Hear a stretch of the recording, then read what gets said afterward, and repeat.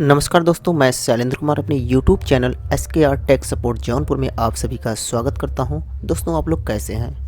मुझे उम्मीद होगा आप लोग अच्छे होंगे। आज मैं आपको बताने वाला हूं कि आप घर बैठे कैसे आप जाति प्रमाण पत्र बना सकते हैं, भारत सरकार का निवास प्रमाण पत्र, आय प्रमाण पत्र। तो लेकिन आज हम बनाएंगे निवास प्रमाण पत्र। पिछले वीडियो में बताया था कि मैं आपके कैसे आपकी एक ई डिस्ट्रिक्ट पे आप पर्सनली एक आईडी बना के अपने परिवार में किसी का भी आप जात, आय, निवास, दिव्यांग प्रमाण पत्र ऑनलाइन कर सकते हैं। आज मैं आपको निवास प्रमाण पत्र ऑनलाइन करने का प्रोसेस बताता हूं। उससे पहले मैं आपको बताना चाहूँगी क्या क्या इसमें किस चीज़ की आपको आवश्यकता होगी।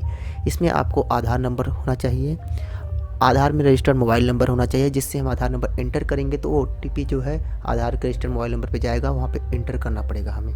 और दूसरा, हमें फ़ोटो हमारे पास होना चाहिए, नहीं तो हम आधार से भी फ़ोटो कैप्चर कर सकते हैं जो आधार पे लगा होता है। लेकिन आप फ़ोटो अलग से एक्सटर्नली कोई बाहर से लगाना चाहते हैं तो आधार से के अलावा आप अपलोड करके लगा सकते हैं। और एक डिक्लेरेशन फॉर्म चाहिए। तो डिक्लेरेशन फॉर्म का फॉर्मेट मैं आपको दिखा दे रहा हूँ कि डिक्लेरेशन फॉर्म का फॉर्मेट जो है, इसमें आप देखेंगे तो इसमें लिखेंगे प्रमाण पत्र बनवाने का कारण, आधार नंबर, आय, जात, निवास प्रमाण पत्र हेतु।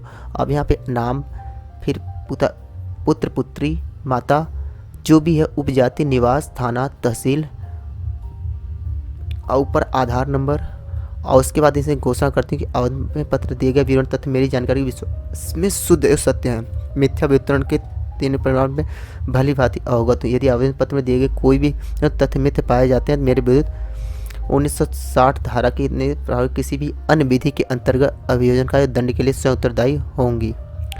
और यहाँ पे मोबाइल नंबर, स्थान और दिनांक, ठीक है। और इस डिक्लेरेशन फॉर्म को भर के साइन करके आप अपलोड करके आप अपने आप घर बैठे निवास प्रमाण पत्र बनवा सकते हैं। तीसरी बात मैं आपको कहना चाहूँगा, मुझ पर एक आशीर्वाद बनाए रखने के लिए हमारे चैनल को सब्सक्राइब करें, लाइक करें, शेयर करें और कमेंट करके अपनी राय जरूर दें। जैसा कि अभी मैं हूँ अपने लैपटॉप पे, आप मोबाइल से भी कर सकते हैं। मोबाइल पे आप जाइएगा, क्रोम खोलिए, क्रोम के कोने में देखेंगे 3 बिंदु होगा, 3 बिंदु पे क्लिक करेंगे तो वहाँ पे नीचे आएंगे डेस्कटॉप का ऑप्शन मिलेगा, तो एक लैपटॉप जैसा मोड आपके मोबाइल पे खुल जाएगा। तो यहाँ पे हमें चलिए अपने पहले आईडी और पासवर्ड जो मैंने पिछली बार बनाया था उसको लॉगिन करते हैं।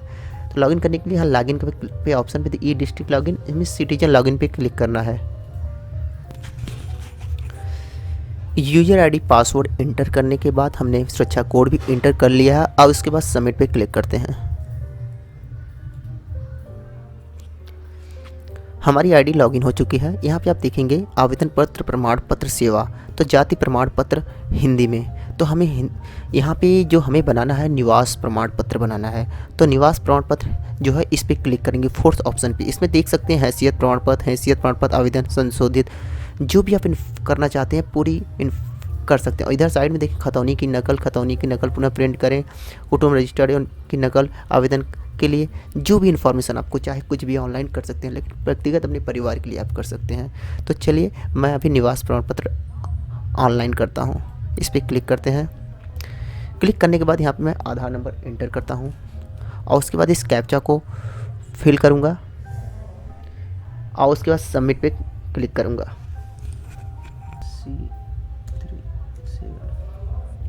दोस्तों, हमने आधार नंबर एंटर कर दिया। एंटर करने के बाद कैप्चा भी फिल कर दिया। फिल करने के बाद मैं आधार पर धारक हूँ अपनी, इस पर डिक्लेरेशन पे क्लिक करता हूँ। इसको पूरा पढ़ लीजिएगा आप लोग, क्या लिखा हुआ हमने पढ़ रखा है।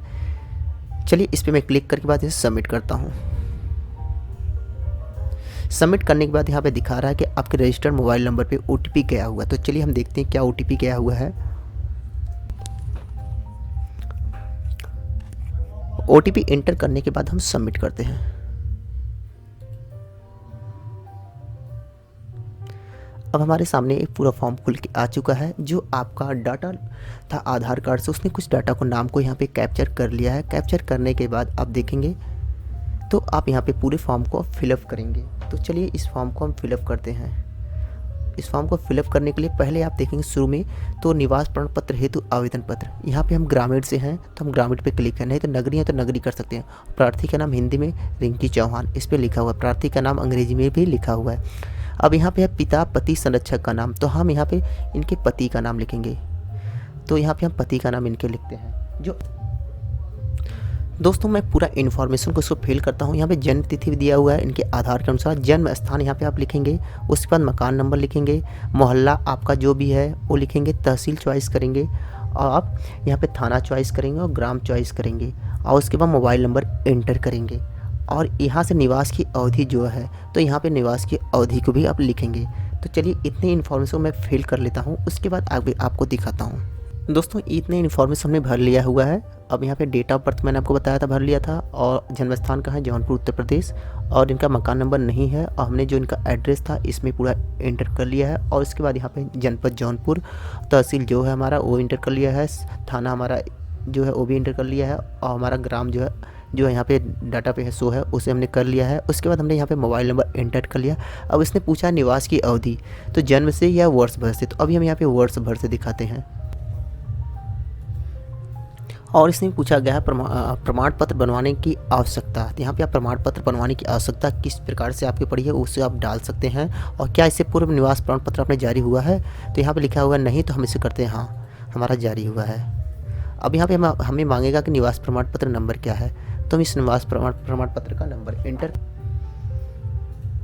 और उसके बाद हमने यहाँ पे प्रमाण पत्र जो है हमारा जारी हुआ था इससे पहले उसका प्रमाण पत्र संख्या हमने यहाँ पे एंटर कर दिया है। उसके बाद तो और उसके बाद राशन कार्ड का सत्यापित वार्ड आईडी जो आपका है यहाँ पे आप कर सकते हैं। तो यहाँ पे तो इसके बाद यहाँ पे आप संलग्न शीर्षक में अटैचमेंट फाइल में आप यहाँ पे जो भी अपलोड करना चाहते हैं, जैसे हमने बताया था आपको फ़ोटो आपको अपलोड करना है, तो चलिए पहले हम फ़ोटो को अपलोड करते हैं। यहाँ पे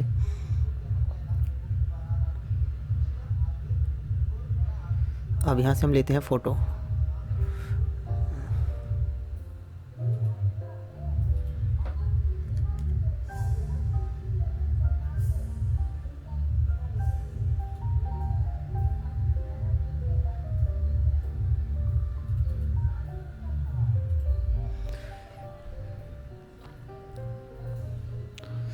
तो मैंने फाइनल फ़ोटो को अपलोड कर दिया है यहाँ पे। अब उसके बाद मैं लूँगा डिक्लेरेशन। हमारा फ़ोटो यहाँ पे अपडेट हो चुका है। अब हमें लेना है डिक्लेरेशन। तो यहाँ पे स्वप्रमाणित एक घोषणा पत्र जो हमने आपको बताया था, यहाँ पे स्वप्रमाणित घोषणा पत्र लेते हैं। तो यहाँ पे हम लेते हैं, इसको क्लिक करते हैं और ये स्वप्रमाणित घोषणा पत्र के लिए हम इसको आप दिखाते हैं आपको। अब यहाँ पे स्वप्रमाणित घोषणा पत्र,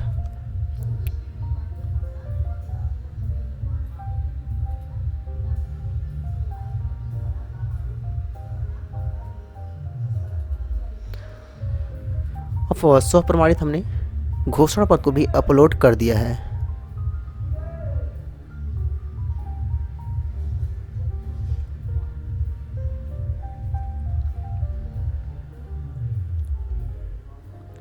अभी थोड़ा साइड स्लो चल रही है, अपलोड होने में समय लग रहा है।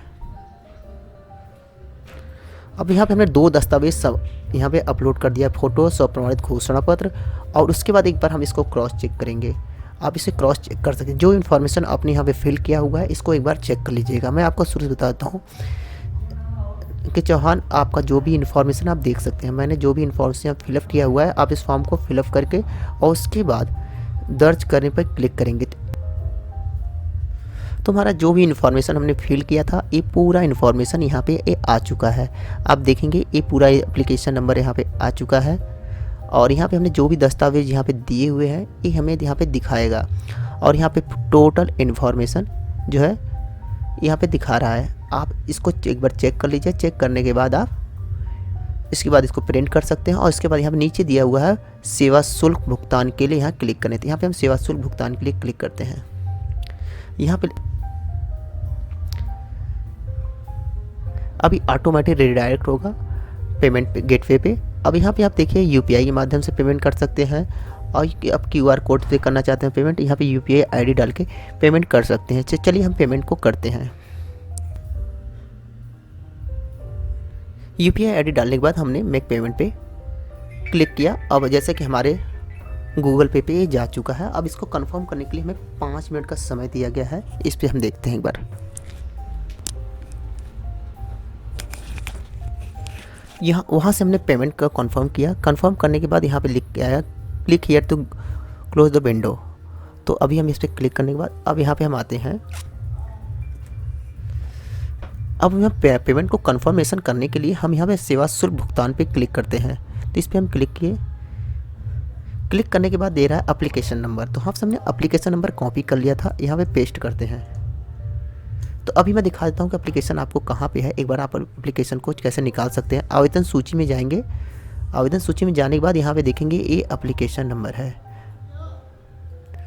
और यहाँ से हम कॉपी करते हैं। कॉपी करने के बाद हम आवेदन सेवा शुल्क पे जाएंगे और यहाँ पे कंफर्म करेंगे, पेस्ट करेंगे। पेस्ट करने के बाद सबमिट करेंगे।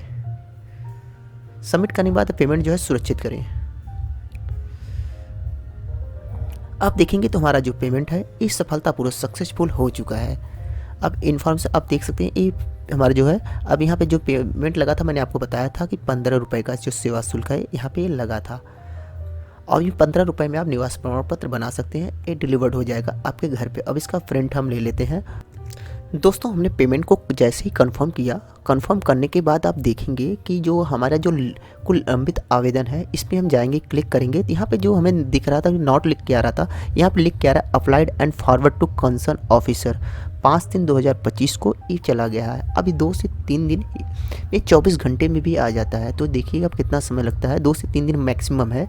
ये हमें निवास प्रमाण पत्र बन के इस पर अपलोड हो जाएगा। अब कहाँ पर आएगा, यहाँ पर देखिए निस्तारण, आवेदन निस्तारण पे इस पे आएगा। अब यहाँ पे देखेंगे, अब तो हमने निवास के लिए किया हुआ है तो यहाँ पे आएगा। अभी हमने कोई नहीं फर्स्ट किया था, तो आपको पूरी इन्फॉर्मेशन इसमें मिल गई होगी। मुझे उम्मीद है वीडियो अच्छा लगा होगा। Thank you so much.